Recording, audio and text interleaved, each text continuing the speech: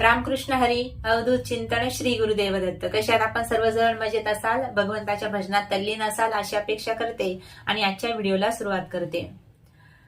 आपल्या भक्तावरचं संकट दूर करण्यासाठी, भक्ताचं रक्षण करण्यासाठी आणि आपल्या भक्तांना प्रेम देण्यासाठी दत्तप्रभू अनेक अवतार धारण करून येतात. अनेक अवतार त्यांचे झालेले आहेत आणि या कलियुगातील सुद्धा अनेक त्यांचे अवतार प्रसिद्ध आहेत. तर यापैकीच एका अवताराची थोडक्यात माहिती आणि कोणत्या अध्यायाचं पठन केल्यानंतर त्यांच्या चरित्राच्या आपल्याला फलप्राप्ती होणार आहे ते मी आपल्याला या व्हिडिओमध्ये सांगणार आहे, म्हणून हा व्हिडिओ शेवटपर्यंत पहा. दत्तप्रभूंचा एक अवतार आहे श्रीपाद श्रीवल्लभ स्वामी. त्यानंतर नृसिंह सरस्वती असतील, नाही का, अनेक अवतार सांगता येतील. पण या कलियुगातले जे अवतार आहेत ते आहेत स्वामी समर्थ महाराज आणि यानंतरचा अवतार आहे सच्चिदानंद सद्गुरू साईनाथ महाराज. तर साईनाथ महाराज यांच्याविषयीची माहिती आपण या व्हिडिओमध्ये घेणार आहोत. या सद्गुरू साईनाथ महाराजांचं जे स्थान आहे ते आहे शिलधी, नाही का. शिलधी अगोदर या शिर्डीचं नाव होतं. आपल्याला ग्रंथामध्ये सुद्धा वाचायला मिळतं, कारण सद्गुरू साईनाथ महाराज धूपखेडे या गावामध्ये प्रगट झाले. संभाजीनगर जिल्ह्यामध्ये हे गाव आहे आणि इथे महाराजांचं प्रगटीकरण झालेलं आहे. त्यानंतर ते म्हाळसापतीला शिर्डी या गावामध्ये प्रथम भेटलेले आहेत आणि तिथेच त्यांनी एका मशिदीमध्ये आपला निवास केलेला आहे, मुक्काम केलेला आहे आणि शेवटपर्यंत तिथेच राहिले.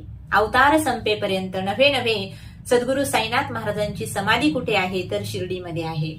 आजही ती समाधी भक्तांना जणू बोलत असते. तुम्ही जर समाधीचं दर्शन घेतलं तर असं वाटतं साक्षात बाबांनीच आपल्या डोक्यावरती, नाही का, स्पर्श केलेला आहे. त्यांच्या हाताचा स्पर्श आपल्या मस्तकाला झालेला आहे. इतकं सुंदर, पवित्र आणि एकदम शक्ती देणारं स्थान म्हणजे शिर्डीचं सद्गुरू साईनाथ महाराजांचं काय आहे तर समाधी स्थळ आहे. तर साईनाथ महाराजांचा एक ग्रंथ आहे साई चरित्र. तर या अध्यायामध्ये या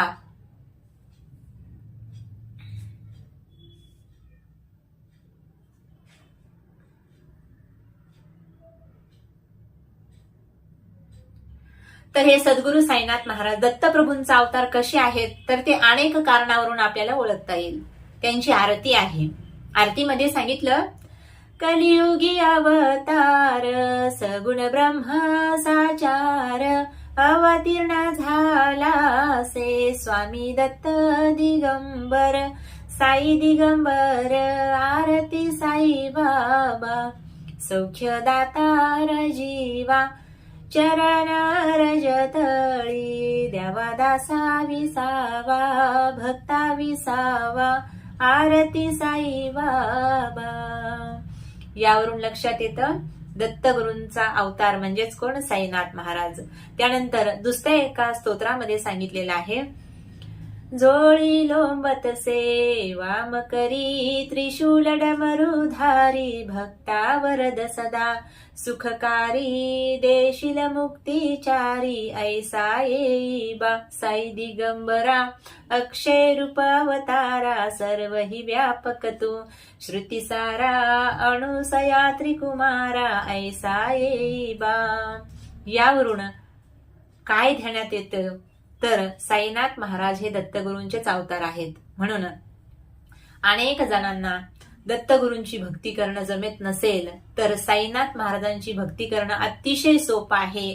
कुठलाही जास्त नियम, नाही का, नेम धर्म न पाळता आपण सद्गुरू साईनाथ महाराजांची भक्ती करू शकतो.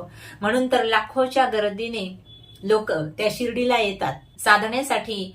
जितके नियम आहेत तेवढे नियम सद्गुरू साईनाथ महाराजांच्या सेवेसाठी नाहीत.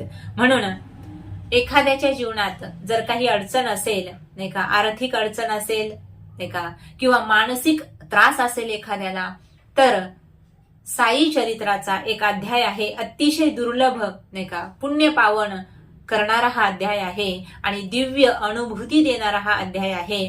तर त्या अध्यायाचं आपल्याला पठन करावायचं आहे. आता प्रपंच म्हटलं की माणसामागं अडचणी आल्याच, नाही का. आर्थिक स्थिती जर मजबूत होत नसेल नाही का, एखाद्याला नवीन नोकरी हवी आहे पण ती जर भेटत नसेल, किंवा व्यापारामध्ये काही त्रास असेल, किंवा एखाद्या घरातल्या व्यक्तीला शारीरिक त्रास असेल, तर आपण या अध्यायाचं पठण करावायचं आहे.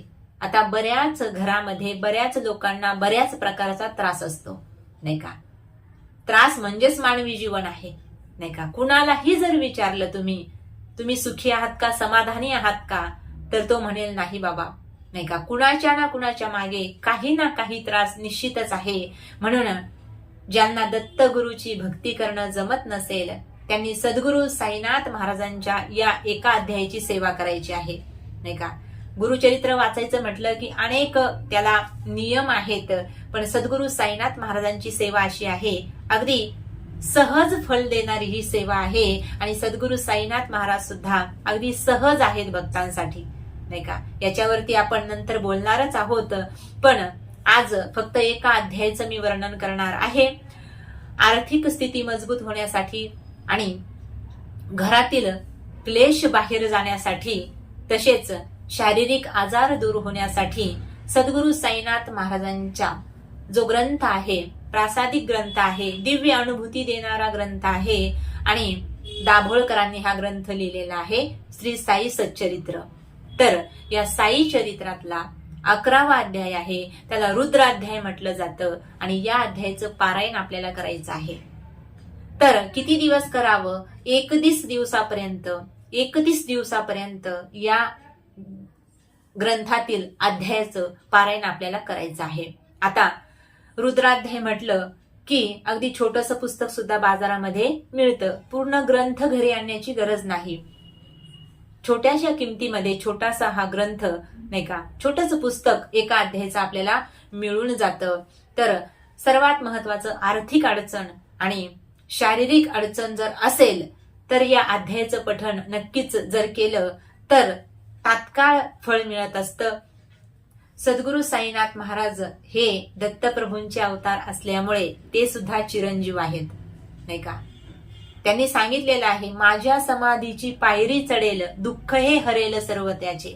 आजही सद्गुरू साईनाथ महाराजांच्या समाधीचं दर्शन जर घेतलं तर असं वाटतं साक्षात सद्गुरू साईनाथ महाराजांनी आपल्याला, नाही का, आपल्या मस्तकावरती स्पर्श केलेला आहे. आजही अनुभूती येते, नाही का. ज्यांनी ही अनुभूती घेतली त्यांना हे कळणारच आहे. म्हणून तुमच्या जीवनात काही अडचणी असतील, त्या अडचणी दूर करायच्या असतील तर अतिशय सुंदर असणारा, पवित्र दिव्य लाभ प्राप्त करून देणारा साई चरित्राचा 11वा म्हणजेच रुद्राध्याय आपल्याला पठन करायचा आहे. आणि याची वेळ सुद्धा मी तुम्हाला सांगते. हा रुद्राध्याय कधी पठन करावा?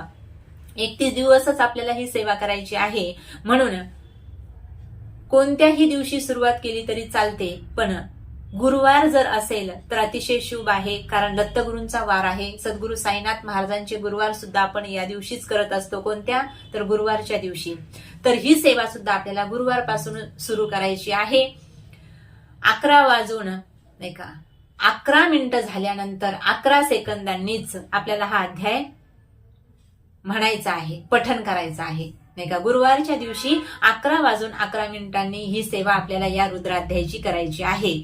मग आता थोडेच दिवस सेवा असल्यामुळे संकल्पयुक्त अंतकरणाने ही सेवा करायची आहे. आणि साईनाथ महाराजांची सेवा करणं खूप काही अवघड नाही, नाही का. त्याला सोहळं ओवळं पवित्रता या गोष्टी जास्त मानल्या जात नाहीत, तरी सुद्धा पवित्रता जर असेल तरच भगवान परमात्मा लवकरात लवकर प्रसन्न होतो. म्हणून जे नियम आहेत ते नियम पाळूनच आपण ही 31 दिवसांची सेवा जर केली तर सद्गुरू साईनाथ महाराज आणि दत्तप्रभू आपल्यावर कृपा करतील.